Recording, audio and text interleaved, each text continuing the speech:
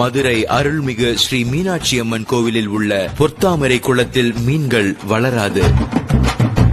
திருவண்ணாமலை சுவாமி எப்போதும் ராஜகோபுரம் வழியாக வராமல் பக்கத்து வாசல் வழியாகத்தான் வெளியே வருவார். எல்லா திருத்தலங்களிலும் பெருமாளின் இடது கையில்தான் சங்கு காணப்பெறும். திருக்கோவிலூரில் மட்டும் வலது கையில் சங்கு வைத்துள்ளார். சிதம்பரம் ஆலயத்தில் ஒரே இடத்தில் நின்றபடி ஸ்ரீ கோவிந்தராஜ பெருமாளையும் ஸ்ரீ நடராஜரையும் தரிசிக்கலாம். மதுரை மீனாட்சி அம்மன் கோவிலில் மொத்தம் 14 கோபுரங்கள் உள்ளன. வேறு எந்த கோவிலிலும் இவ்வளவு அதிகமான கோபுரங்கள் இல்லை. கும்பகோணம் அருகே உள்ள திருநாகேஸ்வரம் உப்பிலியப்பன் கோவிலில் தயாராகும் எந்த நெய்வேத்திய பண்டங்களுக்கும் உப்பு சேர்ப்பதில்லை. ராமேஸ்வரம் ராமநாத சுவாமி கோவிலில் பெருமாள் கோவில்களில் கொடுப்பது போல தீர்த்தம் கொடுக்கிறார்கள். வேறு எந்த சிவன் கோவிலிலும் இது போன்ற தீர்த்தம் கொடுப்பது கிடையாது. ஆழ்வார்குறிச்சி நடராஜர் சிலை ஒரே கல்லினால் ஆனது. இந்த கற்சிலையை தட்டினால் வெங்கல ஓசை வரும். ரத்னகிரி மலையில் உள்ள முருகனுக்கு அபிஷேகம் செய்யும் பால் சிறிது நேரத்தில் தயிராக மாறும் அதிசயம் நடக்கிறது.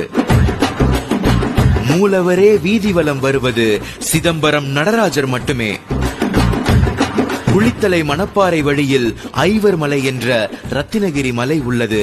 இம்மலை மேல் காகங்கள் பறப்பதில்லை. கன்னியாகுமரி மாவட்டம் தக்கலை அருகிலுள்ள கேரளபுரத்தில் சிவபெருமானுக்கு கோவில் உள்ளது.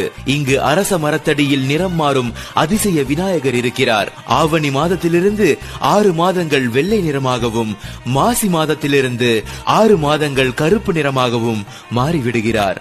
சந்திரகாந்த கல்லால் உருவாக்கப்பட்ட இந்த சிலைக்கு இப்படி ஒரு சக்தி இருக்கிறது. சைவர்களுக்குரிய திருவாதிரையும் வைணவர்களுக்குரிய வைகுண்ட ஏகாதசியும் ஒரே மாதத்தில் ஒரே திருக்கோவிலில் நடைபெறுவது சிதம்பரத்தில்.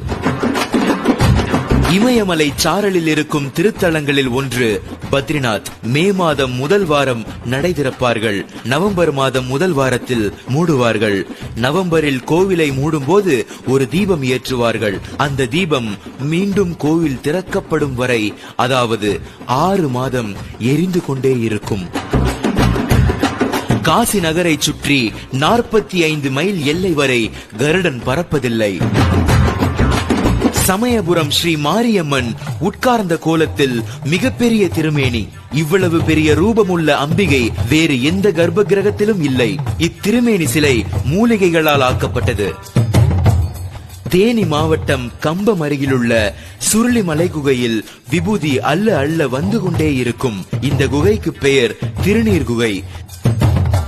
சென்னிமலை முருகனுக்கு அபிஷேகம் செய்யும் தயிர் புளிப்பதில்லை. இவை அனைத்தையும் கேட்கும் பொழுது வெறும் ஆன்மீகம் மட்டுமல்ல, இதற்குள் அறிவியலும் புதைந்து கிடக்கிறது என்பதை நம்மால் உணர முடிகிறது. வாழ்க முன்னோர்கள், வளர்க நம் வாழ்வியல். இதை போன்ற அதிசயங்கள் உங்களுக்கும் தெரிந்தால் கமெண்ட் செய்யுங்கள். இதை மற்றவர்களுக்கு தெரிவிக்க ஷேர் செய்யுங்கள்.